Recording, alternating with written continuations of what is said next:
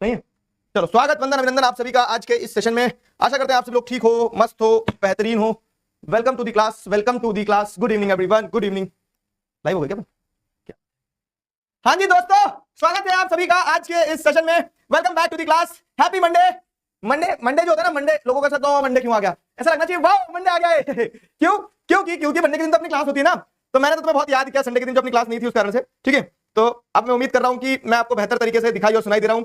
आज हम फाइनली एक चैप्टर को स्वाहा करेंगे। आज इस चैप्टर के डाउट्स भी लेंगे। कल से एक नया चैप्टर शुरू करेंगे, ज्योग्राफी का। ठीक है, टाइम टेबल, वीकली शेड्यूल वगैरह सब मिल गया है ना? गुड। चलो, आज अपना डेवलपमेंट चैप्टर कंप्लीट होगा। चलिए,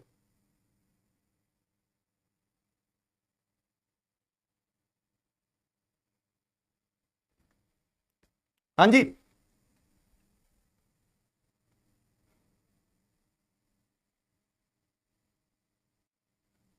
अनमोल करके बोल रहा है प्लीज मेरा नाम ले लो। चकारा भाई, चकारा। नहीं कुछ तो अभी चकारा बना दिया। मैं एक देखो, एक बच्चे क्या लिखता है एक दिन कमेंट में इंस्टाग्राम पे, मैंने देखा क्या लिखा, चिकारा भाई। कहां से आया मेरे दोस्त? चलिए, आज डाउट सेशन भी है। हाँ जी, हाँ जी, मतलब आज अपना पहले अपन चैप्टर कंप्लीट कर लेते हैं, और चैप्टर कंप्लीट होने के बाद में जैसे एज इन्फॉर्म कि fifth class will be doubt solving class, तो जिसमें आपके जो भी चैप्टर में से पूरे चैप्टर में से डाउट निकल के आते हैं, ठीक है, वो सब आप पूछ सकते हो। डाउट बॉक्स जो है, तो डाउट बॉक्स पे जा जाके कूदना मत, अभी वो काम नहीं कर रहा है डाउट बॉक्स। जैसे मैंने तुम्हें बताया कि हमें 1 से 1.5 हफ्ता दो, उसमें चीजें स्ट्रीमलाइन हो जाएगी। ठीक है, sir didn't got the time table. Time table देखो तुम्हें कहां मिलेगा, मैं बता रहा हूं।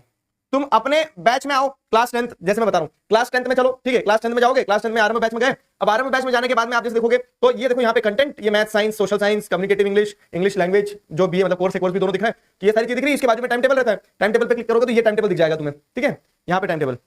अच्छा, ये अपडेट नहीं हुआ, ये कह रहे हो तुम, एक मिनट रुक जाओ। ठीक है, भुवन मेरे दोस्त को बोलो कि टाइम टेबल अपडेट क्यों नहीं किया अभी तक। ठीक है, हाँ चलो, अभी अपडेट करवा देते हैं, रुक जाओ। तो टाइम टेबल वही रहेगा जो 10th का टाइम टेबल सेम है। वीकली प्लानर अपडेट नहीं हुआ ऐसा बोल रहे हो आप। कभी कभी बैकएंड से कर देते हैं, वो फ्रंट एंड पे नहीं दिखता, तो एक बार चेक कर लेंगे, रुक जाओ। ठीक है, समझ में आ गया ना कहां टाइम टेबल मिलेगा? चलो, सारे बच्चे आ गए, शुरू किया जाए। अगर सारे बच्चे आ गए हैं तो शुरू करते हैं। बढ़िया बढ़िया बढ़िया, बेहतरीन। आज नई टी शर्ट, आज मेरा हैप्पी बर्थडे। जिस दिन नया कपड़े पहन लो उस दिन ये बोलता आज मेरा हैप्पी बर्थडे। मैंने क्या सोचा है ना कि बहुत भागा दौड़ी करना पड़ती है, इधर ऑफिस उधर ये और ये वो सारी चीजें। तो द बेस्ट थिंग इज कि आपके पास जितने भी कपड़े सब पे आप नेक्स्ट टॉपर्स मैं हो जाओ। ठीक है, तो ये मेरी एक टी शर्ट थी जो मुझे बहुत पसंद थी, तो इसलिए मैंने उस पर भी नेक्स्ट टॉपर्स गुदवा लिया। तीना फाड़ के दिखा दूं मैं, वहां पे भी नेक्स्ट टॉपर्स गुदवा दिखे हैं। चलो, आ जाओ, शुरू करो। चलो शुरू करते हैं। तो भाई साहब, कहानी ऐसी है कि आज मैं पहले तुम्हें चैप्टर खत्म करवाने से पहले एक बार चैप्टर फिर से पूरा पढ़ाऊंगा। फिर से पूरा कैसे पढ़ाऊंगा? तो अच्छा, एक और चीज, बिफोर वी स्टार्ट सुनो मेरी बात। ठीक है, never ever miss the test. तो ये सब हो गया, one copy you write answers daily. मैंने बोला था कि आंसर्स अपने को डेली लिखना है। अब कल जैसे कुछ बच्चों ने आंसर लिखे हैं, उन्होंने इंस्टाग्राम पे स्टोरी लगाई, चेक करवाते हैं आंसर मुझसे। तो वो जो मैंने आंसर चेक करे ना मेरे दोस्त, तो उस आंसर को चेक करते समय मुझे समझ में आया कि ये जो तुम आंसर्स लिख रहे हो, ये आंसर सिर्फ और सिर्फ पॉइंट्स में लिखना है। एक बच्चे ने, ठीक है, आंसर लिखा, उसने बोला सर मुझे चेक करके बताना मैंने आंसर कैसे लिखा है। सुन मेरी बात, ऐसा मारूंगा ना, इधर की गाल पे मारूंगा, उधर का गाल घुमा दूंगा। ठीक है, आंसर सब्जेक्टिव क्वेश्चन में अगर 3 नंबर का क्वेश्चन, 5 नंबर का क्वेश्चन दिया है, तो वहां पे पोथी पन्ने में लिख के आना इतने बड़े बड़े पैराग्राफ। आंसर हमेशा सिर्फ और सिर्फ पॉइंट्स में ही, ठीक है, ओनली, ठीक है, इन पॉइंट्स। आंसर हमेशा पॉइंट्स में ही लिखना है। ठीक है, ओनली इन पॉइंट्स नहीं तो तुम उसमें पता नहीं क्या लिख के जाओगे। ओनली इन पॉइंट्स है, ऑलवेज इन पॉइंट्स लिखता हूं तो ज्यादा सही सटीक बैठेगा। ठीक है, ऑलवेज इन पॉइंट्स, हमेशा आंसर अपने को पॉइंट्स में ही लिखना है। थंब रूल क्या है इसमें? थंब रूल ये है कि जितने नंबर का क्वेश्चन है मिनिमम उतने पॉइंट्स लिख दो। जैसे 3 नंबर का क्वेश्चन है तो आपके आंसर में 3 पॉइंट रहना ही चाहिए। पॉइंट्स में आंसर लिखना है, इस चीज को आपको मिस नहीं करना है। समझ गए? इस चीज को आपको मिस नहीं करना है। आवाज ठीक नहीं है? तैयारी आवाज ऐसे कैसे ठीक नहीं है? हमारे संदीप भैया दोनों ईयरफोन लगा के बैठते हैं कि मजा लेके क्लास में कुछ गड़बड़ हो जाए, और अगर इस बीच में अगर कुछ गड़बड़ हो गया तो चलो, समझ गए? चलिए, तो एक बार रिकैप करवा देता हूं मैं तुम्हें। तो जैसे हमने चैप्टर पढ़ा था डेवलपमेंट, भाई एक चीज ऑब्जर्व करी, किसी बच्चे ने ऑब्जर्व करी तो फिर मैंने भी ऑब्जर्व करी। ठीक है, एनसीईआरटी क्या हो रहा है, एनसीईआरटी दिन पे दिन डैंक होते जा रहा है। मैं तुम्हें दिखाता हूं कैसे डैंक होते जा रहा है एनसीईआरटी। ये जो आपकी बुक का पहला पेज है, इस पहले पेज में मैं तुम्हें दिखाता हूं NCERT what is this behaviour, what is this behaviour NCERT. देखो जरा यहाँ क्या दिखाना चाह रही है एनसीईआरटी, मतलब इससे इससे क्या समझू मैं? इस अगर ड्राइंग को देखोगे तुम तो, ठीक है, क्या ये है? एनसीईआरटी दिन पे दिन डैंक होते जा रही है, क्या दर्शाना चाह रहे तुम इससे? है कि तुमने भी देखा क्या कभी? गलत बात। चलो आगे बढ़ते हैं। ठीक है, तो पहला पार्ट जो अपन ने पढ़ा, पहले पार्ट में अपन ने ये देखा था बेसिक इंट्रोडक्शन है, जहां पे अपन ने ये देखा कि डेवलपमेंट जो है तो इट्स नॉट जस्ट अबाउट, ठीक है, डेवलपमेंट जो है, ठीक है, 5 मार्क्स के लिए इंट्रोडक्शन और कंक्लूजन ऑफ दैट टॉपिक लिखना है। हमेशा जरूरी नहीं है, जहां पे स्कोप बन रहा है वहां लिखेंगे, नहीं तो हमेशा हर आंसर में इंट्रोडक्शन और कंक्लूजन लिखने की जरूरत नहीं है। ठीक है, और इंट्रोडक्शन तो आप क्वेश्चन के फॉलोअप में लिख सकते हो, इंट्रोडक्शन को आप क्वेश्चन के फॉलोअप में लिख सकते हो। ठीक, जैसे फॉर एग्जांपल आपको बताया अगर कि what development promises different people, मतलब development means different to different people, what is development for one may be destruction for other, explain this with an example, तो आप इसी स्टेटमेंट को शुरू करके आंसर लिखना शुरू करोगे, वैसे भी आगे बढ़ा जा सकता है, समझ में आया? तो वही आपका इंट्रो बन जाएगा। तो अपन ने चैप्टर शुरू किया, चैप्टर शुरू करते से आपको क्या देखने को मिलता है कि ये वाला जो पार्ट है आपका, ठीक है, चैप्टर का ये वाला जो पार्ट है कि what development promises different people different goal, जिसमें हमने देखा कि development is different for different different people. हर व्यक्ति के लिए डेवलपमेंट के मायने क्या है, अलग अलग है। अब जब सबके लिए डेवलपमेंट के मायने अलग अलग है, तो आप क्या देखते हैं कि जो मेरे लिए विकास होगा शायद वो किसी और के लिए विकास नहीं हो, किसी और के लिए कुछ और चीज विकास होगी। जो मेरे लिए विकास है हो सकता है किसी और के लिए शायद विनाश हो। ठीक है, तो what may be development for one may be destruction for another. ये देखा और डैम वाला एग्जांपल देखा था। फिर हम देखा था कि हमारे डेवलपमेंटल गोल सिर्फ इनकम तक सीमित नहीं रहते, हम इनकम के अलावा भी दूसरी चीजों को इंपॉर्टेंट कंसीडर करते हैं जब डेवलपमेंट की बात आती है। और दूसरी इंपॉर्टेंट चीजें क्या हो सकती है, वो दूसरी इंपॉर्टेंट चीजें नॉन मटेरियलिस्टिक चीजें भी हो सकती हैं, जैसे जैसे नॉन मटेरियलिस्टिक चीजें, जैसे रिस्पेक्ट हो गया, इक्वालिटी हो गई, ये भी एक इंपॉर्टेंट एस्पेक्ट होता है। तीसरी चीज अगर आप देखोगे तो नेशनल डेवलपमेंट, तो इसलिए जब हम सबके लिए डेवलपमेंट का मतलब अलग अलग होता है, तो जब हम सबके लिए डेवलपमेंट का मतलब अलग अलग होता है, तो हम कंट्री के डेवलपमेंट के बारे में कैसे सोचेंगे, तो इसीलिए maximum good of maximum people should be considered when we talk about national development. ये हो गया। अब इसके बाद में आगे बढ़ेंगे अपन, ये सारे पॉइंट देखने के बाद में, ये सारे पॉइंट देखने के बाद में आगे बढ़ेंगे, तो ये वाले पॉइंट पे आएंगे, how to compare different countries और states, how to compare different countries and states. अब डिफरेंट डिफरेंट कंट्रीज और स्टेट्स को कैसे कंपेयर किया जाए, डिफरेंट डिफरेंट कंट्रीज और स्टेट्स को कैसे कंपेयर किया जाए, कि हम जैसे देखेंगे कि सबका नोशन ऑफ डेवलपमेंट अलग अलग होता है। किसी के लिए चांद तक जाना डेवलपमेंट है, किसी के लिए तारों के नीचे से पड़ोसी मुल्क में घुस जाना ही डेवलपमेंट है। तो आप डेवलपमेंट को किस मापदंड पे नापोगे, है ना? तो इसी चीज को ध्यान रखते हुए, इसी चीज को ध्यान रखते हुए आपको क्या देखने को मिलता है कि आपको कोई एक कॉमन पैरामीटर तो निकालना पड़ेगा, कोई एक तो कॉमन पैरामीटर तो निकालना पड़ेगा। तो कोई एक तो कॉमन पैरामीटर निकालना पड़ेगा, तो वो एक कॉमन पैरामीटर क्या निकल के आएगा आपका, वो एक कॉमन पैरामीटर आपका निकल के आएगा इनकम। क्या आप इनकम के बेसिस पे क्या करोगे, कंट्रीज को डेवलप करोगे। इनकम के बेसिस पे कंट्रीज को कैसे कंपेयर करोगे, तो कंट्री तो कभी टिफिन लेके जाती नहीं काम पे, तो इसलिए हमने क्या है, कंट्री की टोटल इनकम निकाली। क्या होगी कंट्री की इनकम, जो वहां के रेसिडेंट्स की इनकम है। तो total income of the residents is the total income of country. सही बात है। अब टोटल इनकम तो आपकी निकल के आ गई, लेकिन total income is not good for comparison. Chotu भैया दुख है, ठीक है, एवरेज के चक्कर में। तो इसीलिए हम क्या करते हैं, एवरेज को निकालते हैं, मतलब एवरेज निकालते हैं कंट्रीज को कंपेयर करने के लिए। अब एवरेज इनकम क्या होती है, total income divided by total population. Fine, average income को पर कैपिटा इनकम कहते हैं। वर्ल्ड डेवलपमेंट रिपोर्ट जो होती है, इस वर्ल्ड डेवलपमेंट रिपोर्ट में इनकम के आधार पर कंट्रीज को कंपेयर किया जाता है। जिन कंट्रीज में $63,400 से ज्यादा पर कैपिटा इनकम होती है वो हाई इनकम या फिर रिच कंट्रीज कहलाती है। ठीक है, और 2,400 से कम जिन कंट्रीज में एवरेज इनकम होती है वो पुअर कंट्रीज कहलाती है। ठीक है, इंडिया लाइज इन दी, आपको क्या देखने को मिलता है, लो मिडिल इनकम कैटेगरी, जहां पे 10,030 रुपए जो है पर कैपिटा इनकम है हमारी। ये कुछ फैक्ट्स से ध्यान रखना है। लेकिन अब अगली चीज क्या थी कि averages are good for comparison but the high disparity. इस चीज पे सवाल बनता है और मैंने तुम्हें सवाल दिया भी था। ये पूरा मैंने समझाया था कि इनकम अच्छा इंडिकेटर है, लेकिन कंट्री के रेसिडेंट्स में इनकम किस तरह से डिस्ट्रीब्यूटेड है वो आपको पर कैपिटा इनकम या फिर एवरेज इनकम से पता नहीं चलेगी। तो दिस वाज द क्वेश्चन। ठीक है, ये सारी चीजें पढ़ ली थी। अब हमने देखा था कि इनकम एक इंपॉर्टेंट चीज है, लेकिन जैसे इंडिविजुअल के लिए इनकम के अलावा भी दूसरे डेवलपमेंटल गोल होते हैं, वैसे कंट्रीज को भी कंपेयर करने के लिए इनकम के अलावा दूसरे गोल होना चाहिए। तो इनकम एंड अदर क्राइटेरिया में अपने स्टेट्स का एग्जांपल लिया था, पंजाब, हरियाणा, सॉरी मतलब यहां पे आप देखेंगे हरियाणा, केरला और बिहार के एग्जांपल से कि पर कैपिटा इनकम तो आपको हरियाणा में ज्यादा देखने को मिल रही है, लेकिन ज्यादा डेवलप्ड अपन केरला को बोलेंगे। क्यों? क्योंकि दूसरे इंडिकेटर्स जैसे हेल्थ और एजुकेशन वहां पे केरला बेहतर परफॉर्म कर रहा है। तो अपन इन्फेंट मोर्टेलिटी रेट देखा था, नेट अटेंडेंस रेशियो देखा था, लिटरेसी रेट देखा था, ये सारी चीजें देखी थी। और ये जो फैसिलिटीज हैं, तो ये फैसिलिटीज आप सिर्फ पैसे से नहीं खरीद सकते हो। Money in your pocket can not buy you all the things which you are required to need, which you are required to live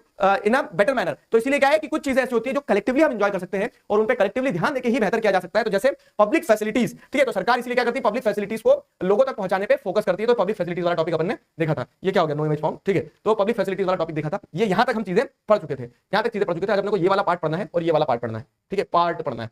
अब बताओ मुझे, क्लियर हो गया? एक बार रिकैप हो गया सारा? रिएक्शंस बंद कर दो प्लीज, कर दिए क्या दोस्त? Good. Why do you think average income is important criteria for development? क्यों? क्योंकि अगर आप देखेंगे तो अगर आप टोटल इनकम को निकालोगे तो टोटल इनकम में vary from country to country depending on their population size, but average income on an average will give you the approximate income which an individual earns. ठीक है, तो एवरेज इनकम आपको एक approximate income देता है।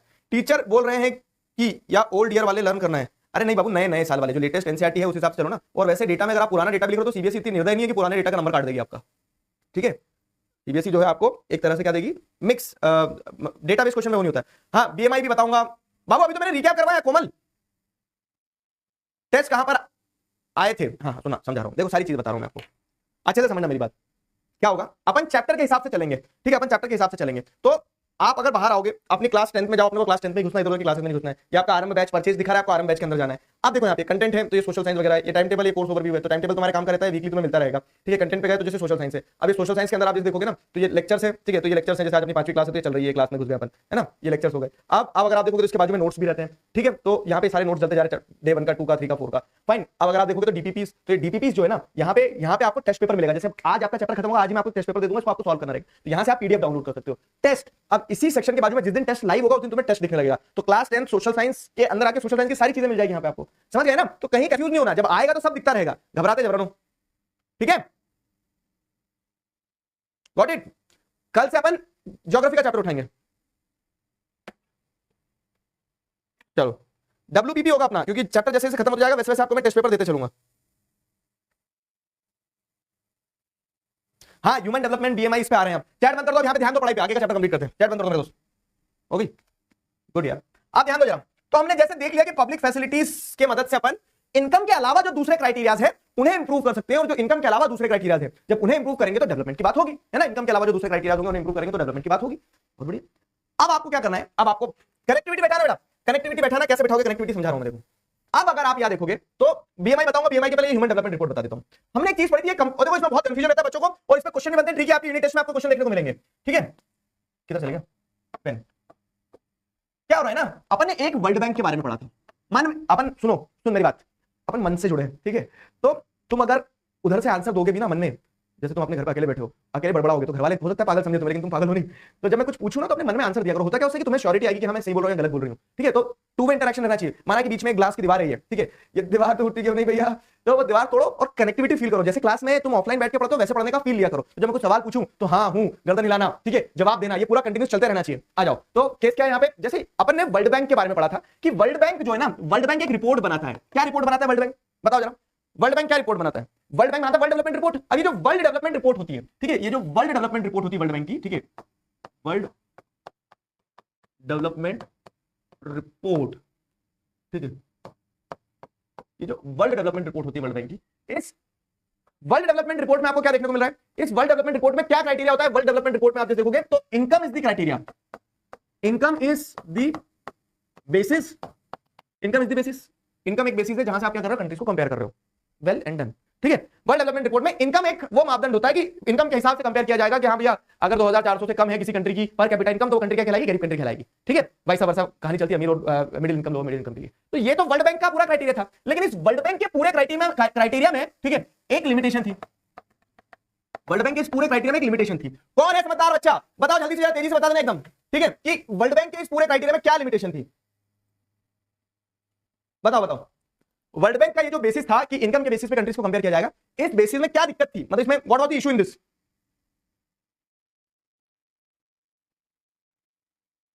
बताओ। अरे सुन लो मेरी बात, सब कुछ वेल डिफाइंड मैनर में और सब कुछ अच्छे से होगा, ठीक है। एक एक चीज अपन कवर करते चल रहे हैं जिसमें तुम्हें किसी प्रकार की कोई दिक्कत ना हो। चैट ऑफ ही है, तुम मुझे बताओ।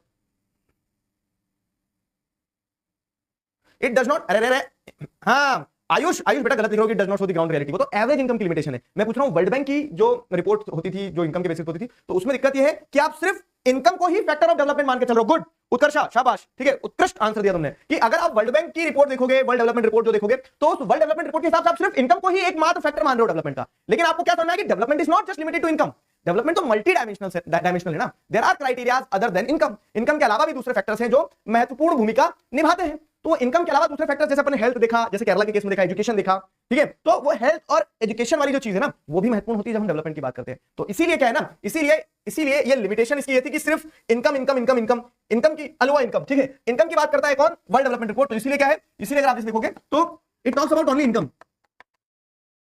देखो नोट्स क्या होते हैं, नोट ये होता है कि जो लिखा है उसका आपके दिमाग में क्रक्स होना चाहिए। अब यहां ह्यूमन डेवलपमेंट रिपोर्ट के बाजू में वर्ल्ड डेवलपमेंट रिपोर्ट नहीं लिखा है, लेकिन अगर आप वर्ल्ड डेवलपमेंट रिपोर्ट और इसको कंपेयर करके पढ़ोगे तो कभी कंफ्यूज नहीं होगा, कभी भूलोगे नहीं। तो मैं तुम्हें वही बता रहा हूं कि एनसीईआरटी का रस निकाल देंगे, ठीक है, रस निकाल देंगे, जो एसेंशियल होगा मैं करवाते चलूंगा, बस तुम अपनी पेन पेंसिल और एनसीईआरटी लेकर बैठा करो और अपना दिमाग लेकर बैठा करो, ये दो तीन चीजें ले आया करो, ठीक है, और दिल भी, क्योंकि दिल से तो पढ़ना है ना।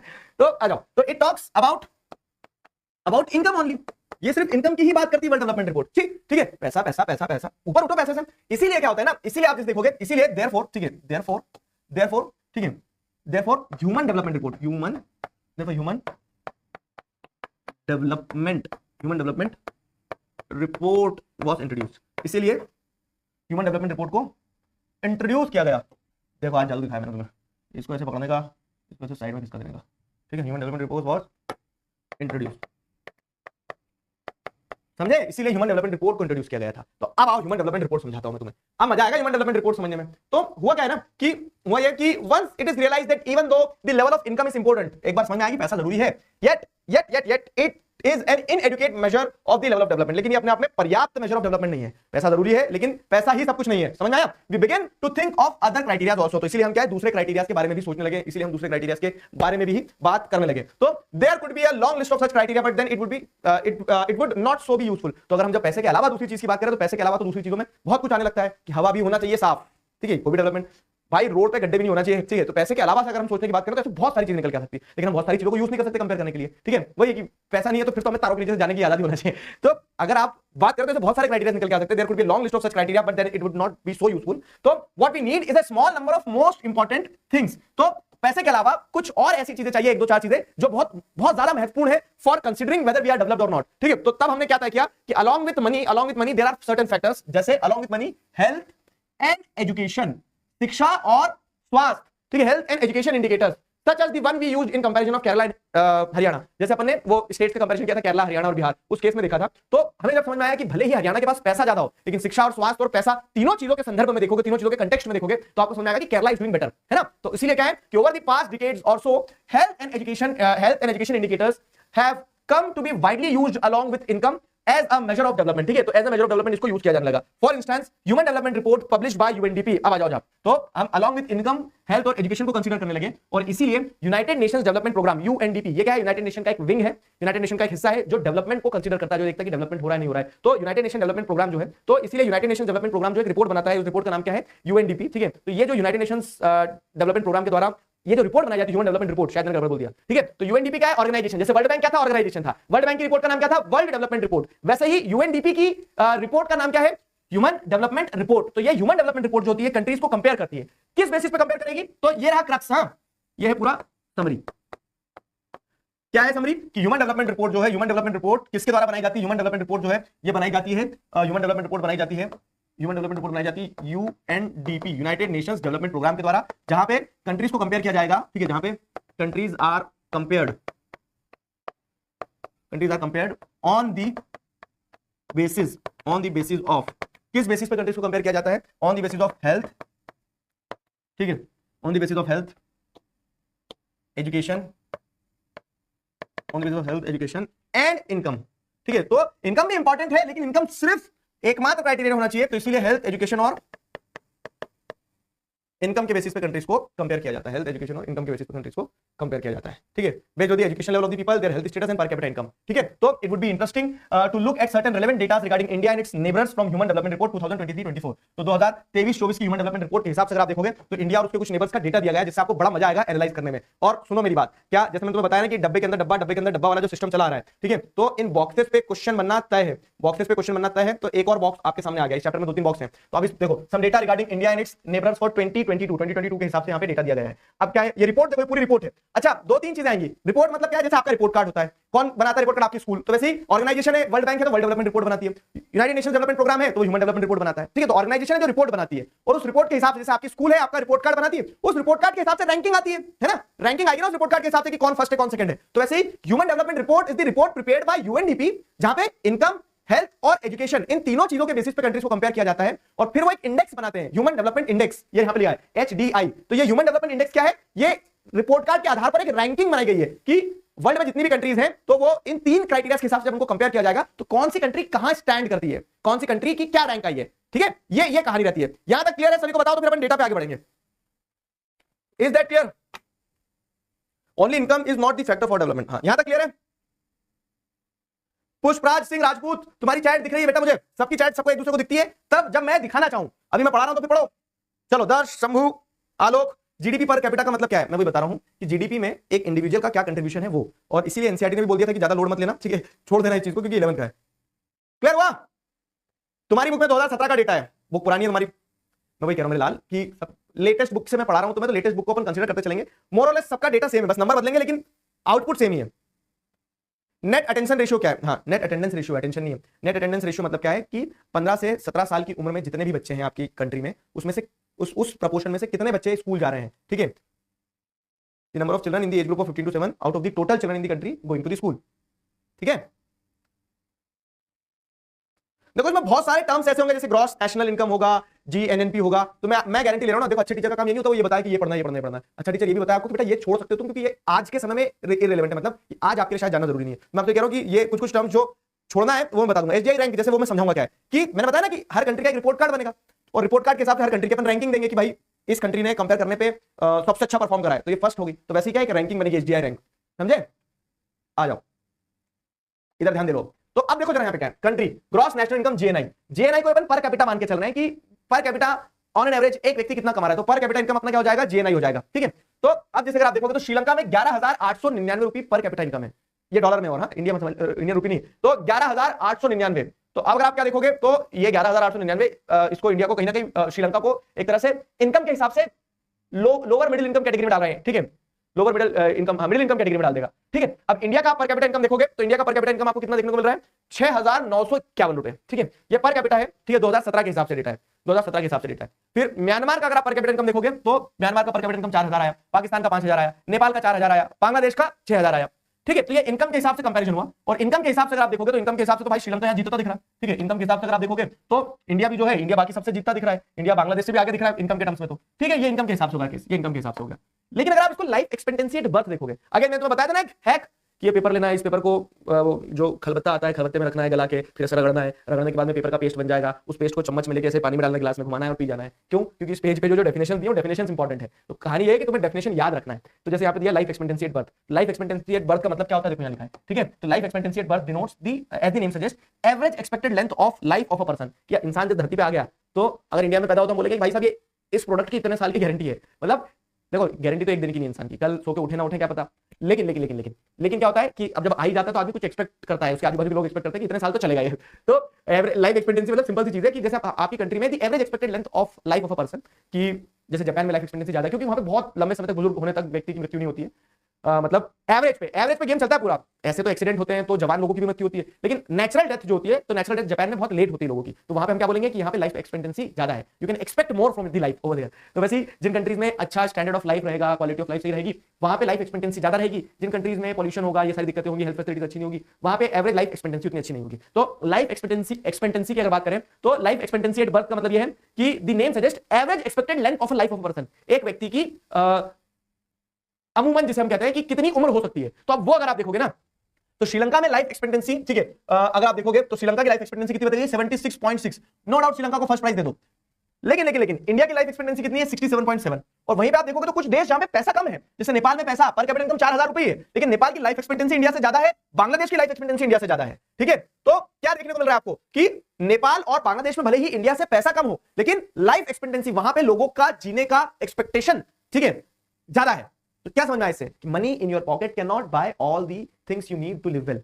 फाइन। तो इसीलिए ये जो डेवलपमेंट रिपोर्ट है, ह्यूमन डेवलपमेंट रिपोर्ट, ये बड़ी कॉम्प्रिहेंसिव है, ये दूसरे डायमेंशन को कवर करती चल रही है, ठीक है, ये दूसरे डायमेंशन को कवर करती चल रही है। अब अगर आप देखोगे mean years of schooling of people age 25 and above, तो 25 साल या 25 साल से ऊपर का अगर व्यक्ति है, ठीक है, तो वो अपने इस पूरे 25 साल के काल में, ठीक है, जैसे ये जो मीन मीडियन मोड एवरेज वाला चैप्टर होता है ना स्टैटिस्टिक्स का, तो इस चैप्टर के हिसाब से देखेंगे तो मीन क्या है, मतलब एक तरह का एवरेज हो गया। तो एवरेज पे 25 साल में आदमी ने 11 साल स्कूल में बिताए हैं, कहां पे, श्रीलंका में। इंडिया में 6.5 ईयर बिताए स्कूल में, ठीक है। वहीं आप देखोगे बांग्लादेश में 7.4 ईयर्स बिताए स्कूल में 25 साल के व्यक्ति ने एवरेज। तो ये क्या दर्शाता है, ये दर्शाता है कि भले ही बांग्लादेश में पैसे की कमी है इंडिया से, मतलब पर कैपिटा इनकम इंडिया से कम होगा, लेकिन वहां पे आपको क्या देखने को मिल रहा है, वहां पे आपको देखने को मिल रहा है कि मीन ईयर ऑफ स्कूलिंग, ये हेल्थ वाला फैक्टर हो गया, ये एजुकेशन वाला फैक्टर हो गया, है ना, ये हेल्थ वाला हो गया, एजुकेशन वाला हो गया। तो अब अगर आप रैंकिंग भी देखोगे ना तो नो डाउट श्रीलंका जीत रहा है, तो श्रीलंका की रैंकिंग तो इंडिया से ऊपर ही होगी, ठीक है, श्रीलंका की रैंकिंग इंडिया से ऊपर ही होगी। तो अब श्रीलंका की रैंकिंग जो है इंडिया से ऊपर होगी, श्रीलंका 78 पोजीशन पे आता है और इंडिया कहां पे आता है, 134 पे।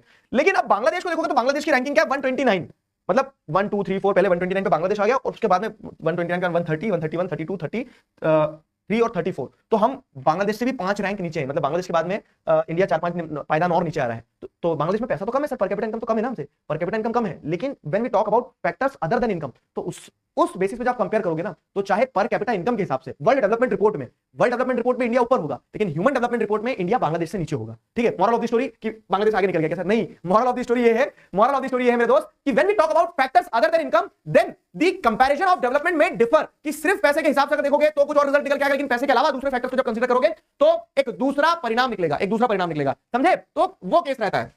Got it? अब क्लैरिटी मिली होगी कितने बच्चों को? एकदम समझ में आ गया वर्ल्ड डेवलपमेंट रिपोर्ट क्या है, वर्ल्ड डेवलपमेंट रिपोर्ट से क्या डिफरेंस आ जाता है, ये सारी चीजें एकदम क्लियर हो गई। देखो यहाँ पे 2-3 चीजें लिखी है। एसडीआई रैंकिंग भी मैंने तुम्हें बता दिया कि रिपोर्ट के हिसाब से जब आप कंट्रीज को कंपेयर करोगे तो कौन सी कंट्री कहां स्टैंड कर रही है, वो ह्यूमन डेवलपमेंट रिपोर्ट की चीज हो गई है। और एसडीआई के ह्यूमन डेवलपमेंट इंडेक्स, जहां पे कंट्रीज को रैंक किया जा रहा है। पर कैपिटा इनकम क्या होती है? वही टोटल इनकम की जो कंट्री की total income divided by total population कर दोगे तो आपको उससे पर कैपिटा इनकम मिल जाएगी। लाइफ एक्सपेक्टेंसी मैंने बता दी। मीन ईयर ऑफ स्कूलिंग, मतलब कि एवरेज 25 साल और 25 साल से ऊपर का व्यक्ति कितने साल उसने स्कूल में बिताए, तो ये पूरी की पूरी कहानी थी। Human development report, world development report, UNDP, world bank, उनके क्राइटेरिया, क्या ये सारी चीजें क्लियर है? समझ में आया? समझ में आया ना? तो नहीं आया? कहां नहीं आया बेटा, एक बार बताओ। चेष्टा बताओ एक बार, समझ में आया कि नहीं? फटाफट बता दो। एसडीआई का मतलब ह्यूमन डेवलपमेंट इंडेक्स, जैसे मैंने आपको बताया ना, आपका रिपोर्ट कार्ड क्या हो गया? आपका रिपोर्ट कार्ड सबका अलग अलग हो गया। तो जैसे ह्यूमन डेवलपमेंट रिपोर्ट इंडिया की भी निकलेगी, ह्यूमन डेवलपमेंट रिपोर्ट बांग्लादेश की भी निकलेगी, ह्यूमन डेवलपमेंट रिपोर्ट श्रीलंका की भी निकलेगी। अब उस ह्यूमन डेवलपमेंट रिपोर्ट के अंदर आपको क्या देखने को मिल रहा है कि एक इंडेक्स बनेगा। ठीक है, उस ह्यूमन डेवलपमेंट रिपोर्ट के अंदर एक इंडेक्स बनेगा, तो ह्यूमन डेवलपमेंट रिपोर्ट के हिसाब से एक हायरार्की बनेगी ना, कि सबके रिपोर्ट कार्ड आ गया, सबके रिपोर्ट कार्ड के हिसाब से रैंकिंग बनेगी। तो ह्यूमन डेवलपमेंट इंडेक्स वही रैंकिंग है। ठीक है, आया? क्या मेरा भाव आप तक पहुंच पा रहा है कि मैं जो तुम्हें समझाना चाह रहा था? अब अगर इसको आपने इस टॉपिक को ह्यूमन डेवलपमेंट रिपोर्ट को वर्ल्ड डेवलपमेंट रिपोर्ट के साथ कंपेयर करके समझा कि कैसे वर्ल्ड डेवलपमेंट रिपोर्ट में सिर्फ इनकम को माना जाता है, लेकिन ह्यूमन डेवलपमेंट रिपोर्ट में आप हेल्थ और एजुकेशन को भी मानते हो, और उससे क्या फर्क पड़ेगा इस टेबल की मदद से अपने समझा, तो आपको क्लियर कट हो जाएगा। ग्रोथ और डेवलपमेंट में क्या डिफरेंस है? देखो, मैं बहुत अच्छा सवाल पूछा। ग्रोथ मतलब क्या है ना? ग्रोथ मतलब ये नाखून बड़े हो गए, हमारे शरीर ऐसे ताड़ जैसे हो गए, हाथ पैर सब बड़े हो गए, राक्षस बन गए, शरीर से बड़ा होते जा रहे हैं। ठीक है, कपड़े छोटे पड़ गए हैं, घर वाले परेशान, ठीक है, कि इसके लिए क्या करें, बिस्तर छोटे पड़ गए, तो वो ग्रोथ होती है कि आप ताड़कासुर बन गए, वो ग्रोथ हो रही है। लेकिन अगर आप बौद्धिक रूप से, आपका मस्तिष्क जो है वो ग्रो नहीं कर रहा है, आपके अंदर इंटेलेक्चुअल कैपेबिलिटीज डेवलप नहीं हो रही है, आप सोचने समझने की शक्ति से आज भी बच्चे ही हो, ठीक है, तो मेरे से होएगा माँ, मेरे को आता है, तो क्या कहलाओगे? तो आप सिर्फ आप ग्रोथ कर रहे हो, ठीक है, डेवलपमेंट नहीं हो आपका। तो development is a holistic approach, whereas growth is just increase in the number. ठीक है, तो ग्रोथ नेगेटिव भी हो सकती है कभी कभी, कि बढ़े जा रहे हैं, लेकिन क्या हो रहा है कि विकास नहीं हो रहा है। तो डेवलपमेंट एक होलिस्टिक अप्रोच होती है, और ग्रोथ क्या होती है? जस्ट क्वांटिफाइंग टर्म्स में उसको देखा जाता है। ठीक है, क्लियर हुआ दर्श मिश्रा? चलो अब देखो, आ गया, चलो आगे लिख दे, बहुत सारे बच्चों ने, जीवन सफल हो गया मेरा भी। ठीक है, अब देखो बीएमआई पे आ रहे हैं ना, वो बीएमआई पे आ रहे हैं। एक टॉपिक दिया गया है बॉडी मास इंडेक्स। वैसे तो पता है एग्जाम में आता नहीं, लेकिन एक बार आ गया था तो इसके लिए अपन पढ़ते चल रहे हैं, क्योंकि अपन तो सब कुछ पढ़ रहे हैं, अपन छोड़ कुछ नहीं रहे। ठीक है, तो बॉडी मास इंडेक्स भी एक टॉपिक है। बॉडी मास इंडेक्स क्या होता है समझना। बॉडी मास इंडेक्स क्या होता है? आजा भाई, ओके भाई, ठीक है। बॉडी मास इंडेक्स समझना अच्छे से, सिंपल चीज है बॉडी, ठीक है, मास इंडेक्स। तो आपकी बॉडी के अंदर कितना मास है, उस चीज को आप अगर कैलकुलेट करें बॉडी मास इंडेक्स हो जाता है। मतलब सिंपल सी चीज है कि बॉडी मास इंडेक्स डिफाइंस की whether a person is fit, overweight और अंडरनरिश्ड। क्या होता है कि one way to find out if we are properly nourished is to calculate what nutrition scientist call body mass index. एक तरीका है कि जिससे हम प्रॉपर तरीके से डेवलप हुए नहीं हुए, नरिश्ड है या नहीं है, ठीक है। तो वो तरीका ये है कि जो न्यूट्रिशन साइंटिस्ट होते हैं वो बॉडी मास इंडेक्स के थ्रू ये पता लगाते हैं कि लोग जो है वो प्रॉपर्ली नरिश्ड है या नहीं है, ठीक है, क्योंकि हम हेल्थ की बात करें इसलिए टॉपिक आया है। अब बॉडी मास इंडेक्स निकालते कैसे हैं? तो बड़ा इजी है कैलकुलेट करना, आप सब भी कैलकुलेट करोगे, ठीक है। क्या होता है कि एक स्टूडेंट है, पकड़ लिया जैसे किसी स्टूडेंट को, fine, each student in the class and find out his और हर वेट। सब अपना अपना वेट लिखेंगे, वेट इन केजी, ठीक है। तो वेट इन केजी जैसे अगर हम देखें, ठीक है, wait in KG, wait in KG की अगर बात की जाए तो मान लो जैसे किसी का वेट क्या है, किसी का वेट जैसे मान लो किसी का वेट है आपका 25 किलो, ठीक है, एक बच्चा है उसका वेट है 25 किलो, तो अपने वेट इन केजी ले लिया।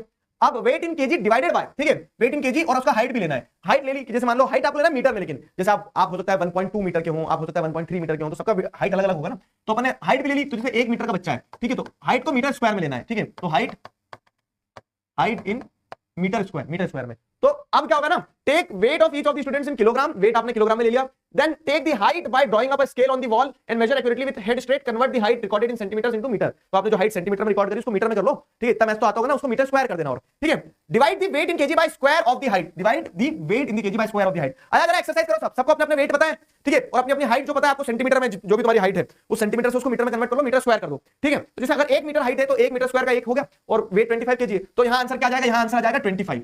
अब ये जो नंबर आया 25, ठीक है, ये जो 25 नंबर आया, तो 25 क्या है? ये 25 आपका बीएमआई कहलाएगा। तो बॉडी मास इंडेक्स क्या है? When a weight of the person in kg is divided by the height in metre square, ठीक है, we will get a number and that number is body mass index of a person. एक व्यक्ति का BMI आ गया। अब इसकी एक scale होती है। स्केल मतलब क्या? ये 25 का क्या करूं सर मैं, ठीक है, जैसे मान लो अब किसी का 1.2 था, उसका वेट कुछ और था, तो आपको एक नंबर मिला होगा कि मेरा जो नंबर आ रहा है डिवाइड पूरा मैथमेटिक्स करने को 23 आ रहा है, किसी को 17 आ रहा होगा, किसी को हो सकता है कि 28 आया होगा, ये नंबर है ना, अपना अपना कैलकुलेशन। बताओ किसी ने निकाला नंबर, वेट इन केजी और हाइट इन मीटर स्क्वायर। चलो सब अपने अपने, अगर आपने बीएमआई निकाला तो मुझे बताओ चैट में, फिर मैं बताता हूं कि क्या करना है इसका।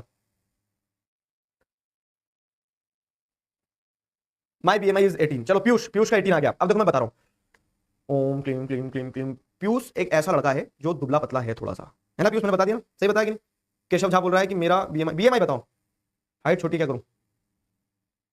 अरे बीएमआई 4 आया, 4 तो आई होगा, मार चंगा झूठ बोल रहे। 44 आया है, ठीक है, एक बच्चे का 44 आया। आस्था वशिष्ठ 23.4। देखो मैं देखता हूं, आस्था एक फिट लड़की है ना, और जिसका 44 आया, जैसे वैष्णवी, वैष्णवी तुम एक्सरसाइज करना शुरू करो, तुम्हारा वेट बढ़ गया है। 34 बीएमआई आया ना तुम्हारा, सही बताया मैंने? अब बता रहा हूँ क्या चीज है इसमें, ठीक है। जिसका 59 आया, भाई साहब 59 कैसे आ सकता है? 59 अगर आया है तो तुम्हारा, या तो तुमने कुछ मैथ गलत करी। 59 बीएमआई मतलब तुम बहुत ज्यादा ओवरवेट हो गया। नहीं तो अब मैं तुम्हें बता रहा हूँ ये क्या होता है, ठीक है। अब इसका तुम्हें यूज बता रहा हूँ, यूज क्या होता है देखो। तो जब आप weight in kg, when weight in kg divided by height in metre square, तो वेट इन केजी को हाइट इन मीटर स्क्वायर से जब डिवाइड करेंगे, तो ये काम करने के बाद, वेट इन केजी को हाइट इन मीटर स्क्वायर से डिवाइड करने के बाद में आपको एक नंबर मिलेगा। तो एक स्केल बनेगी, ठीक है। वो स्केल क्या बनेगी? वो स्केल ये बनेगी कि आपको अगर, ठीक है, 18 से 25 के बीच का नंबर आ रहा है तो आप फिट है, ठीक है। अगर आपको 18 से 25 के बीच का नंबर आ रहा है तो फिट है आप, ठीक है। हाँ तो आप फिट हैं।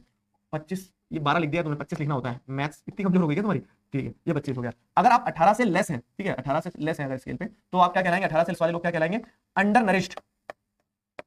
अंडर नरिश्ड मतलब खान पीन की कमी है, ठीक है, अंडर नरिश्ड कहलाएंगे। और अगर आप 25 से ज्यादा आया आपका बीएमआई, अगर आपका बीएमआई 25 से ज्यादा आया तो आप क्या ओवर नरिश्ड कहलाओगे? नहीं, ओवर नरिश्ड नहीं कहलाएगा आदमी, ठीक है। 25 से ज्यादा अगर बीएमआई आया है तो आप क्या कहलाएंगे? ओवरवेट, ठीक है। 25 से ऊपर आया अगर, ओवरवेट कहलाएंगे। 25 से ऊपर अगर आया तो ओवरवेट कहलाएंगे, समझ गए? तो अंडर नरिश्ड, ओवरवेट और फिट। तो इस पैरामीटर के हिसाब से हमें यह पता चलता है whether a person is overweight, whether a person is undernourished, और whether a person is overweight, ठीक है।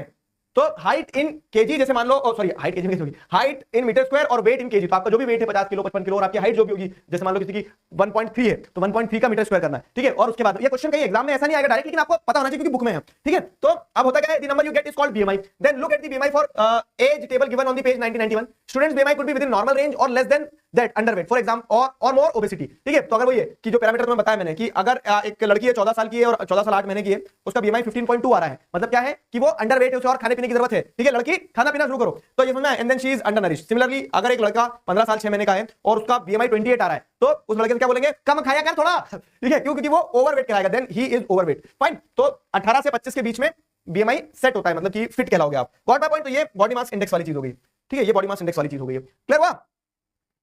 आ जाओ, तो हमने ह्यूमन डेवलपमेंट रिपोर्ट पढ़ लिया, बॉडी मास इंडेक्स पढ़ लिया, ह्यूमन डेवलपमेंट रिपोर्ट का कंटेक्स्ट दे दिया तुम्हें। अब ठीक है, लास्ट टॉपिक क्या अपना, लास्ट टॉपिक अपन चल रहे हैं, उसके पहले ह्यूमन डेवलपमेंट रिपोर्ट वाली थोड़ा सा ये जो पार्ट बचा है इसको पढ़ लेते हैं। Isn't it surprising that small countries, वो जो अभी टेबल पढ़ा ना मैंने, उस टेबल का ही क्या है, उस टेबल का एक तरह से वो है जो मैंने तुम्हें समझा दिया, उसको लिख दिया इन्होंने यहाँ पे बस, ठीक है। तो isn't it surprising that a small country in our neighbourhood, Sri Lanka जैसे, is much ahead of India in every aspect and a big country like ours has such a low rank in the world. जैसे आपने इस page पे देखा, क्या देखा कि श्रीलंका की एचडीआई जो ह्यूमन डेवलपमेंट इंडेक्स जो है, ठीक है, वो 78 रैंक पे और इंडिया 134 पे, ऑलमोस्ट जैसे डबल सा हो गया अपना, ठीक है। तो ऐसा क्यों है? तो टेबल आपको ये भी बता रहा है कि दो नेपाल एंड बांग्लादेश लो पर कैपिटा इनकम, ठीक है, लेकिन कहीं कहीं पे आपको क्या देखने को मिल रहा है कि लाइफ एक्सपेक्टेंसी में वो इंडिया से बेहतर है, नेपाल के साथ साथ क्या देखने को मिला आपको? बांग्लादेश, ठीक है। Many improvements have been suggested in calculating HDI. तो जो ह्यूमन डेवलपमेंट इंडेक्स बना रहे हो आप, ह्यूमन डेवलपमेंट रिपोर्ट जो बना रहे हो, तो उसमें और भी बहुत सारा स्कोप ऑफ इंप्रूवमेंट है कि आप कंपैरिजन के लिए जैसे हेल्थ और एजुकेशन ले रहे हो, ऐसे और भी दूसरी चीजें इंक्लूड कर लो, क्योंकि सिर्फ इनकम तक तो सीमित है नहीं कंपैरिजन में, जिससे डेवलपमेंट रिपोर्ट और कॉम्प्रिहेंसिव बन के आए, ठीक है। Many new components has been added to human development report, but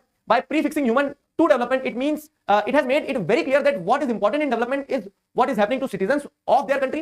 It is the people, their health, their well-being that is most important. ये जो पैराग्राफ है ना, ये पैराग्राफ तुम्हें अपने आप में डेवलपमेंट का ह्यूमनिस्टिक नेचर समझाता है, बहुत अच्छे से समझना। क्या है? देखो ये वाला जो पैराग्राफ जो है कि जब हम ह्यूमन डेवलपमेंट की बात करते हैं ना, तो जब हम ह्यूमन डेवलपमेंट की बात करते हैं तो इस ह्यूमन डेवलपमेंट में हमने ह्यूमन वर्ड जो है ना, human word in human development, human word in human development is very important, very important. क्यों इतना इंपॉर्टेंट है?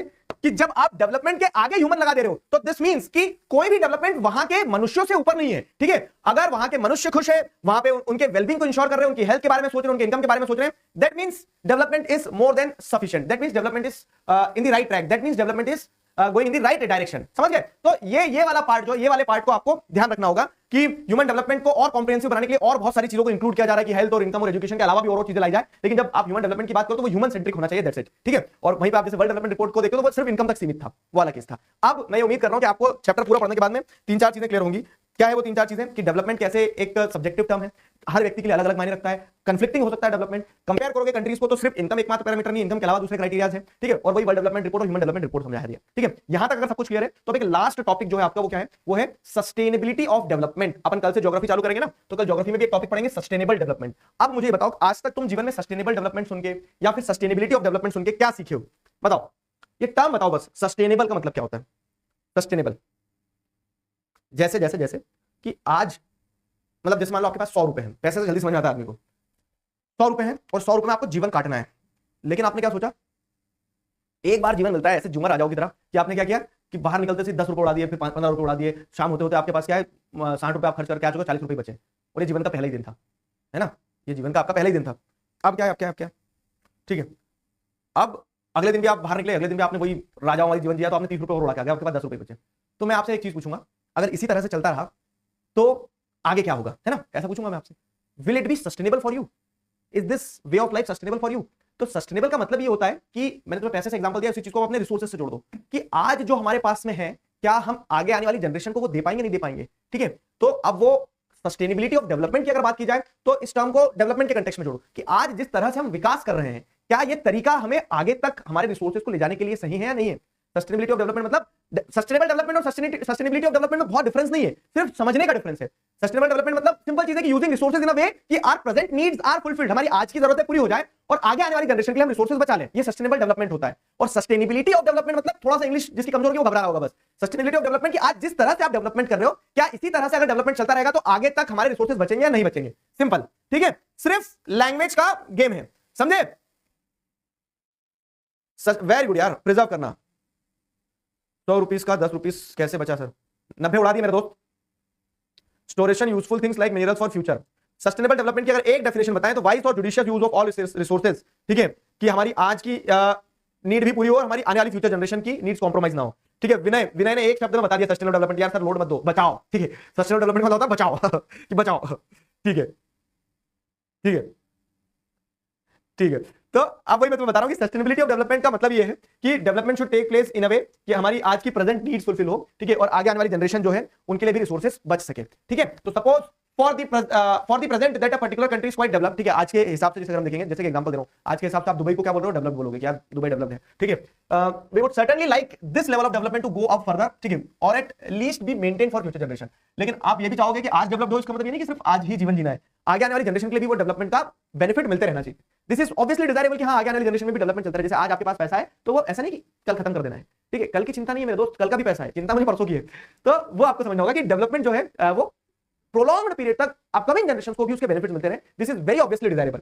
However, since the second half of 20th century, a number of scientists have been warning that the present type and level of development are not sustainable. लेकिन 20th century के second half से ही, मतलब 1950 से scientist जो थे वो warn करने लगे कि हम विकास की दौड़ में इतने पागल हो गए, हम विकास की दौड़ में इतने पागल हो गए कि जो present rate of present level of development, present style of development जो है ना, दिस इज नॉट सस्टेनेबल। कि आज जिस तरह से हम डेवलपमेंट के लिए रिसोर्सेज को खनन किए जा रहे हैं, एक्सट्रैक्ट कर रहे हैं, जैसे हम ऑयल को जला रहे हैं, जैसे हम सॉइल को पॉल्यूट कर दे रहे हैं, जैसे हम वाटर बॉडीज को खत्म कर दे रहे हैं, अगर इस तरह से ही अपन विकास कर रहे हैं, मतलब देखो एवरीथिंग हैज अ कॉस्ट, हर चीज की कॉस्ट होती है, एवरीथिंग हैज अ कॉस्ट।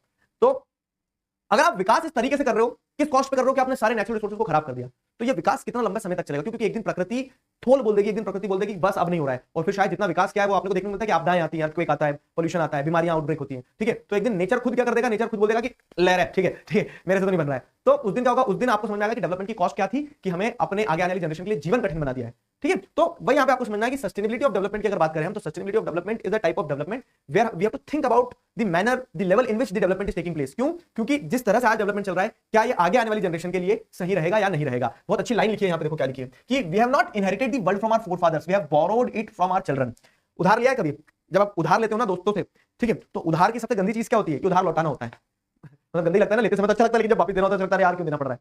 तो यहाँ पे जो लाइन लिखी है कि we have not inherited the world from our forefathers, हमें ये विरासत में नहीं मिला कि हमें दे दिया और हमारे पूर्वजों ने बोल दिया जा प्रकृति की 12 बजा दे, नहीं, हमें फोरफादर्स ने इनहेरिटेंस में ये नहीं दी है प्रकृति, we have borrowed it from our children, मतलब हमने हमारी आगे आने वाली पीढ़ियों से उधार लिया है, और जब उधार लिया है तो वो वापस लौटाना है, मतलब उसे वैसे ही देना होगा, उसे बचा के रखना होगा, ठीक है। जो इनहेरिटेंस में मिलता है उसको तो आप खत्म कर दो क्योंकि वो आपको मिला है, लेकिन जब आपने उधार लिया है किससे, आगे आने वाली जनरेशन से। एक स्टेटमेंट है, बहुत अच्छा स्टेटमेंट जो बता रहा है कि हमें डेवलपमेंट उस तरीके से करना होगा, हमें रिसोर्सेज उस तरीके से इस्तेमाल करना होगा कि आगे आने वाली जनरेशन के लिए भी चीजें बची रहे, आगे आने वाली जनरेशन के लिए भी चीजें बची रहे, समझे, वो केस है। आ जाओ, तो अब ये दो एग्जांपल से आपको बताएगा कि why sustainability of development is important. तो ये दो एग्जांपल ध्यान रखना, इस पे क्वेश्चन बनता है कि why sustainability of development is important, तो आपको दो एग्जांपल से समझ में आएगा। जैसे पहला एग्जांपल है ग्राउंड वाटर इन इंडिया, तो कुछ एविडेंस ये सजेस्ट करते हैं कि ग्राउंड वाटर जो है it is in under the threat of over use in many part of the country, country के अधिकतर हिस्सों में ओवर यूज किया जा रहा है ग्राउंड वाटर को। इस कारण से क्या है, ये एक चिंता का विषय है। लगभग 300 डिस्ट्रिक्ट ऐसे हैं जहां पे क्या है 4 मीटर पानी जो है 20 साल के अंदर डिक्लाइन हो गया है। ग्राउंड वाटर जो है ना, कि पहले पानी यही मिल जाता था, लेकिन अब वो पानी का स्तर और नीचे जाता जा रहा है, ठीक है, ग्राउंड वाटर टेबल जो है वो डिक्लाइन हो रहा है। Nearly 1/3 of the country is over using their ground water reserve, ठीक है, 33% से भी ज्यादा कंट्री ग्राउंड वाटर रिजर्व को ओवर यूज कर रही है, जितना पानी नहीं है उससे ज्यादा खींचने की कोशिश करती है, और गहरे कुएं करो और गहरे बोरवेल्स करो, पाताल में चले जाओगे एक दिन, समझ में आया। तो वो जो है रिसोर्सेज का क्या एक्सप्लॉइटेशन हो रहा है। In another 25 years 60% of country would be doing the same if the present way of using resources continues, और अगर इसी तरह से रिसोर्सेज को यूज करते रहे तो आगे आने वाले सालों में पूरा 60% देश ही ऐसे क्या कर रहा होगा, रिसोर्सेज को एक्सप्लॉइट कर रहा होगा। Ground water over use is particularly found in agriculturally prosperous region, ऐसे एक नंबर का क्वेश्चन बन जाता है। मैं इसीलिए तुम्हें एनसीईआरटी से एक चीज पढ़ा रहा हूं और बताते चल रहा हूं कि ग्राउंड वाटर रिसोर्सेज का डिप्लीशन किस फैक्टर के कारण मेजरली होता है। तो यहां पे जैसे लिखा है कि एग्रीकल्चरली प्रॉस्परस रीजन में एग्रीकल्चरल एक्टिविटीज के चलते, जैसे पंजाब एंड वेस्टर्न उत्तर प्रदेश में ग्राउंड वाटर रिसोर्सेज को ज्यादा एक्सप्लॉइट किया जाता है, समझे। Hard rock प्लेटू area of central and south India, ठीक है, सेंट्रल इंडिया साउथ इंडिया में आप जैसे देखेंगे तो वहां पे हार्ड रॉक प्लेटू रीजन जो है वहां पे भी ग्राउंड वाटर को पंप किया जा रहा है। Coastal areas are rapidly growing urban settlements, यहां पे ग्राउंड वाटर रिसोर्सेज को एक्स्ट्रा यूज किया जाता है, एक्सप्लॉइट किया जाता है। Why ground water is over used, बढ़ती पॉपुलेशन, ठीक है, एग्रीकल्चरल यूजेस, इन कारणों से यूज किया जा रहा है। Can there be development without over use, तो बिना डेवलपमेंट के भी बिना ओवर यूज के भी डेवलपमेंट हो सकता है। हमें क्या करना होगा, प्रॉपर प्लानिंग करना होगी बस। अगर प्रॉपर प्लानिंग है तो अपन क्या कर सकते हैं, रिसोर्सेज को बिना एक्सप्लॉइट करे भी डेवलपमेंट इंश्योर कर सकते हैं, ठीक है। आ जाओ, अब एक पेज कहां चले गया मेरा, राइट, मेरा एक पेज गायब हो गया यार, ये रहा, ठीक है। तो अगर आप देखोगे यहां पे, ठीक है, इसमें बहुत सारे क्वेश्चन आए हैं। एक काम करेंगे, क्लियर हुआ यहां पे, सुनो मेरी बात, बंदूक कहां है मेरी, इधर आओ। तुम्हारे सामने गेट है, ठीक है, छुट्टी अगर चिल्लाया तो गेट खोलो और खुद निकल जाओ बाहर। तुम्हें कोई बांध के तो बैठा नहीं है यहाँ पे कि छुट्टी नहीं दे रहे, छुट्टी नहीं दे रहे, ठीक है। टॉपिक चलेगा और मैं पहले ही बता चुका हूं कि चलते टॉपिक में फ्लो अगर बिगाड़ा तो चिगारा भाई से खतरनाक कोई नहीं हो सकता है। तो एक टॉपिक चल रहा है, उसका फ्लो पकड़ के रखो पूरा, ठीक है। सारे बच्चे छुट्टी चला रहे हैं, 10 मिनट में प्राण निकल रहे हैं तुम्हारे, समझ में मेरी बात। तो जब तक टॉपिक चल रहा होता है तो चुपचाप पढ़ना होता है, फ्लो टूटता है बच्चों का भी और तुम्हारा भी, तो पढ़ो यार, ध्यान दो, मार चंगाल बना दूंगा, ठीक। अब अपन को ये चीज तो समझ में आई कि हाँ सस्टेनेबल डेवलपमेंट इसलिए जरूरी, क्योंकि अगर प्रेजेंट देखो क्या होता है, पानी क्यों एक्सप्लॉइट कर रहा है आदमी खेती के लिए, खेती क्यों कर रहा है, क्योंकि उसको लग रहा है खेती से उसका विकास होगा, जो गांव के लोग हैं।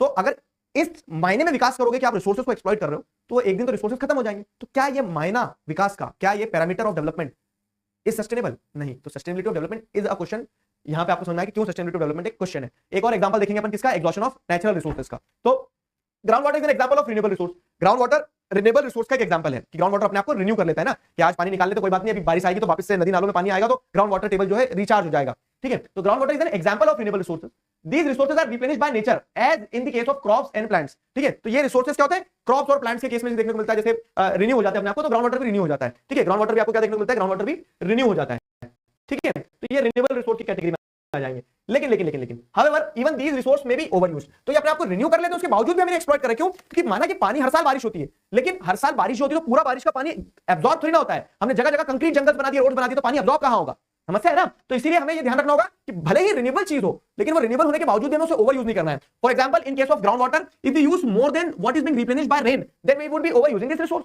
तो जितना पानी से बरसात से रिन्यू नहीं हो रहा है, अगर हम उससे ज्यादा एक्सप्लॉइट कर रहे हैं, जैसे मान लो आप बोल रहे हो कि वो 100 रुपए खत्म हो जाएंगे तो फिर कैसे काम चलेगा, तो मैं बोल रहा हूं कि आपको हर महीने 20 रुपए का टॉपअप मिलता रहेगा, लेकिन अगर आप हर दिन ही 20 रुपए खत्म कर दोगे, तो जिस स्पीड से आपका रिन्यूअल होगा उससे कहीं ज्यादा गुना स्पीड से अगर आप उसको एग्जॉस्ट करोगे तो एक दिन तो बजट खत्म हो जाएगा, है ना। तो वही चीज यहां पे बताएगी कि आपको रिन्यू तो हो रहा है आपके रिसोर्सेज, लेकिन जो रेट ऑफ रिप्लेनिशमेंट है उससे ज्यादा रेट से अगर आप एक्सप्लॉइट करोगे ना तो समस्या हो जाएगी, ठीक है। तो this will become a problem. What it non renewable resources are those which will get exhausted after a few years of use, ठीक है। नॉन रिन्यूएबल रिसोर्सेज क्या है, नॉन रिन्यूएबल रिसोर्सेज वो होते हैं जो कुछ ही साल में एग्जॉस्ट हो जाएंगे। जैसे एग्जांपल के तौर पे क्या होता है, पेट्रोल हो गया, गाड़ी में डाला पेट्रोल, किसी और की कोचिंग के चक्कर मार के आए, धुआं बना के उड़ा दिया, ठीक है, समझ गए। तो अब क्या है, वो जो पेट्रोल आपने उड़ा दिया वो उड़ा दिया, ठीक है। अब वो वापस लौट के नहीं आएगा, धुआं बन गया है। तो we have a fixed stock of on earth which can not be replenished. तो ऐसे कुछ रिसोर्सेज जिनका स्टॉक फिक्स्ड, जो रिप्लेनिश नहीं होंगे, कहने को रिप्लेनिश होते हैं लेकिन करोड़ों साल में रिप्लेनिश होते हैं। करोड़ों साल में तो हम और तुम कोई नहीं रहेंगे, ठीक है, तो लाखों करोड़ साल लग जाते हैं जिन चीजों को रिप्लेनिश होने में, रिन्यू होने में, उनकी अपन गारंटी लेते हैं, उनको तो अपन एग्जॉस्टेबल रिसोर्स की कैटेगरी में डालेंगे कि खत्म हो जाएगा, ठीक है। तो we do discover new resources that we did not know of earlier, new resources in this way add to the stock, however over time even this will get exhausted. तो ऐसा नहीं कि रिसोर्सेज है नहीं, नए नए रिसोर्सेज भी मिलते हैं, नए नए इन्वेंशंस भी होते हैं, लेकिन हमें समझना होगा कि कुछ एग्जॉस्टेबल रिसोर्सेज होते हैं जो ऐसे होते हैं कि एक बार आए और एक बार स्टॉक है हमारे पास, वो स्टॉक उतना अगर यूज कर लेंगे तो ठीक है, क्योंकि वो एक दिन पे खत्म हो जाना है। जैसे उसका एक अच्छा एग्जांपल क्या है, जैसे उसका एक अच्छा एग्जांपल है एग्जॉशन ऑफ नेचुरल रिसोर्सेज में क्या है, उसका एक अच्छा एग्जांपल ये रहा आपके सामने, ठीक है, किसका, क्रूड ऑयल का। क्रूड ऑयल क्या होता है? क्रूड ऑयल वो काला डामर वाला ऑयल होता है जिससे petrol, diesel, plastic, kerosene, natural gas सब निकलता है, ठीक है। तो वो क्रूड ऑयल जो है, तो जैसे मिडिल ईस्ट की कंट्रीज में क्या है, रिजर्व जो है 2017 के हिसाब से मिडिल ईस्ट की कंट्री में आप देखोगे तो 836,000 मिलियन बैरल्स है, ठीक है। यूनाइटेड स्टेट्स ऑफ अमेरिका में 69,000 मिलियन बैरल्स है और वर्ल्ड में 1,732,000 मिलियन बैरल्स है, इतना स्टॉक है।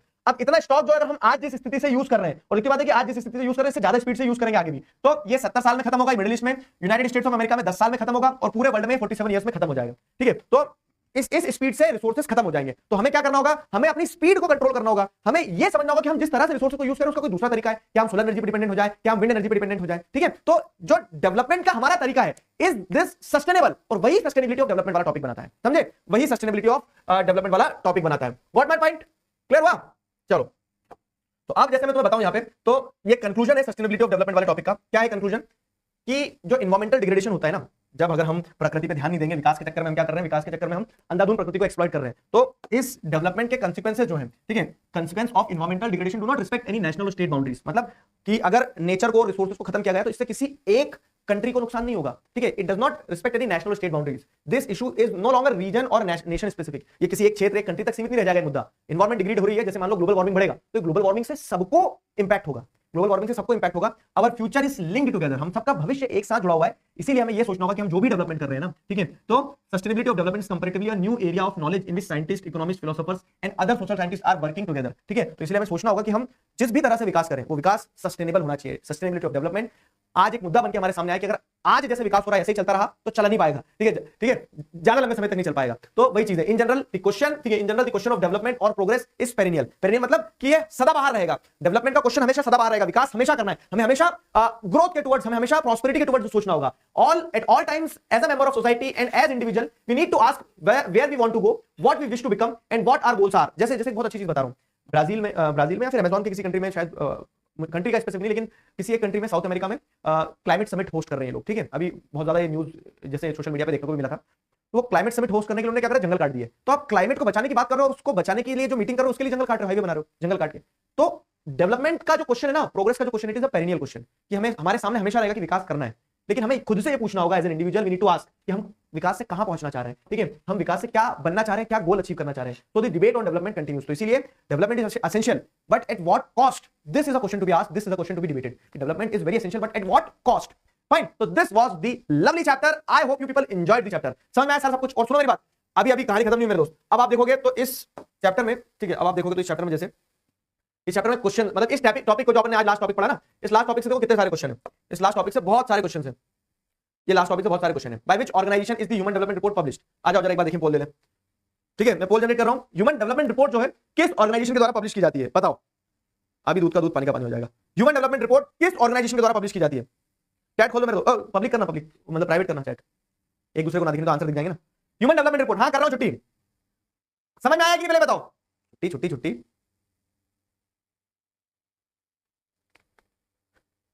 एक बच्चा सर आपके बाल सही करूं, सुन मेरी बात, पढ़ाई सही से कर, ठीक है, मेरे बाल तो सही हो जाएंगे, अगर तू चैप्टर बीच में भूल गया तो फिर क्या बिगड़ेगा तेरे को भी पता है। सस्टेनेबिलिटी का मतलब क्या होता है, मैं वही बता रहा हूं कि सस्टेनेबिलिटी का सिंपल मतलब ये है, जैसे किसी एक बच्चे के साथ बचाओ, तो वैसे सस्टेनेबिलिटी चलेबिलिटी, चलेबिलिटी समझते हो कि कितना चलेगा, ठीक है। सस्टेनेबिलिटी का सिंपल मतलब ये है कि how long the resources are going to sustain, ठीक है। पोल आया होगा यार, ऐसा कैसे हो सकता है, आया था ना, है मोबाइल में देखो तुम्हारे। तो इसका राइट आंसर सी होगा डेफिनेटली, यूनाइटेड नेशन, ठीक है, United Nations Development Programme, UNDP, ठीक है। तो क्या हो रहा है इसका right answer, which organization human development report, तो United Nations Development Programme UNDP publish करता है ना। तो ये हो गया। अब वैसे ही क्वेश्चन देखो, अब ये मैंने बताया ना, जैसे क्या बताया 2025 का क्वेश्चन बता रहा हूं कि एक मार्क्स टेबल वाले क्वेश्चन पे, ठीक है, टेबल वाले क्वेश्चन पर पक्का पक्का पक्का बोर्ड में, ठीक है। ऐसे टेबल वाले जो क्वेश्चन है, तो अब जैसे among the given country, which country is the following country is the highest rank in human development report, तो इन सारी कंट्रीज में से ह्यूमन डेवलपमेंट रिपोर्ट किसकी अच्छी है? तो म्यांमार, नेपाल, पाकिस्तान से तो इंडिया की अच्छी है, 130 दिख रहा है क्लियर कट, तो यहाँ पे सामने दिख रहा है कि इंडिया होगा। तो ऐसे क्वेश्चन आएंगे, ठीक है। ये जैसे आ गया टेबल वाला क्वेश्चन, तो ये लो होमवर्क क्वेश्चन, ठीक है, एक टेबल वाला क्वेश्चन है, ये होमवर्क क्वेश्चन दे, जैसे टेबल वाले क्वेश्चन बहुत सारे आएंगे। Higher human development index score किसका है, ठीक है, तो इन सारी कंट्रीज में डेफिनेटली इंडिया सबसे ऊपर होगा, ठीक है। तो आपको क्या करना है, ये ह्यूमन डेवलपमेंट रिपोर्ट वाले सारे जितने भी क्वेश्चंस लगाए, ये क्वेश्चन करना है। पब्लिक फैसिलिटीज पे क्वेश्चन है, जैसे यहाँ पे दे दिया पब्लिक क्वेश्चन, तो ये जो प्रैक्टिस क्वेश्चन दिए ना, ये प्रैक्टिस क्वेश्चन क्या होगा तुम्हारे, मतलब जो बच्चे पूछते सर डीपीपी दो, तो एक बार पूरा चैप्टर कंप्लीट होगा तो डब्ल्यूपीपी तो बनाऊंगा आज या फिर आज तुम्हें टेस्ट पेपर मिल जाएगा, ठीक है, ऐप पे जैसे देखोगे तुम तो चैप्टर अपना कंप्लीट हो गया, क्योंकि टेस्ट पेपर दे दूंगा। लेकिन उसके साथ साथ में जो डेली प्रैक्टिस करने के लिए क्वेश्चन देता हूं, जैसे ये on what basis is criteria used by United Nation Development Programme for measuring development different from one used by World Bank, बहुत अच्छा क्वेश्चन, 3 नंबर का क्वेश्चन 2020 में आया है। तो आपको मैंने समझाया था कि यूनाइटेड नेशन डेवलपमेंट प्रोग्राम का क्राइटेरिया क्या है, हेल्थ एजुकेशन प्लस इनकम, ये सारी चीजें, ठीक है। लेकिन वर्ल्ड बैंक का क्राइटेरिया क्या है, वर्ल्ड बैंक का क्राइटेरिया जैसे अगर आप देखोगे तो वो सिर्फ ओनली इनकम तक सीमित है, तो इसलिए दोनों अलग अलग है। तो वही आपको समझाना है, 3 पॉइंट्स में आंसर बना के लिखना है, समझे, वो चीज रहती है। ये सस्टेनेबिलिटी ऑफ डेवलपमेंट पे क्वेश्चन है, तो सस्टेनेबिलिटी ऑफ डेवलपमेंट वाले टॉपिक के क्वेश्चन ये यहाँ पे है, ठीक है। चलो सारे होमवर्क क्वेश्चंस को अटेम्प्ट करना है, ठीक है, सारे होमवर्क क्वेश्चंस को अटेम्प्ट करना है। लीडर बोर्ड भी आया है, पोल भी गया था लीडर बोर्ड पे जैसे आप देखोगे तो कौन कौन बच्चे हैं, निकुंज कुमार, साहिल और हिरण्या परमार, ठीक है। हाँ हिरण्या, तो निकुंज, साहिल और हिरण्या, ठीक है, ये बच्चे फर्स्ट सेकंड थर्ड आए लीडर बोर्ड पे। जैसे लीडर बोर्ड आता है ना पोल, फटाक से आंसर देना होता है आपको। तो सिद्धि, पायल, एक नंबर से एक बच्चा जुड़ा है, शौर्य, धानिका, ज्योति और शुभी, पूरा नाम नहीं दिख रहा मुझे, ठीक है। तो these are the people on leader board, ठीक, चलो बढ़िया। शुभी गुप्ता, पूरा नाम दिख गया, मेरे फोन में पूरा दिख रहा है, तुम्हारे फोन में पूरा नहीं दिख रहा, तो मैं टेक्स्ट पढ़े। Got it. तो पीछे के क्वेश्चंस जो है देख रहा है, ये होमवर्क क्वेश्चंस है, ठीक है। मैं पीडीएफ पूरा दे दूंगा, चैप्टर का कंप्लीट हो गया, चैप्टर कंप्लीट तो कंप्लीट पीडीएफ आपको मिल जाएगा। जैसे सस्टेनेबिलिटी ऑफ डेवलपमेंट क्यों इंपॉर्टेंट है, तो आपको बताना है कि जो प्रेजेंट रेट ऑफ डेवलपमेंट है वो अलार्मिंग है, कि रिसोर्सेज आगे बचेंगे नहीं बचेंगे, तो उसको ध्यान में रखते हुए हमें डेवलपमेंट इस तरीके से करना चाहिए कि resources are saved for the future generation. Example में ग्राउंड वाटर और एग्जॉस्टेबल रिसोर्स, जैसे क्रूड ऑयल का वो लिख देंगे आप, ठीक है। चलो क्लास मैंने आपके आज ज्यादा ले ली, 15 मिनट ऊपर, तो उसके लिए मुझे कोई रिग्रेट नहीं है, पढ़ना पड़ेगा। कभी एक क्लास ऊपर होगी तो उसमें चिल्ला चोट मत मचाया करो, छुट्टी, ठीक है। जाओ अभी भाग जाओ, 8 बजे मैथ्स की क्लास है तुम्हारी शायद आज, है ना, तो ध्यान रखना। उसमें मिलते हैं कल नए चैप्टर के साथ मिलेंगे। एक डब्ल्यूपीपी दूंगा इस चैप्टर का टेस्ट पेपर, उस टेस्ट पेपर को सॉल्व करना, 1 हफ्ते का समय देता हूं।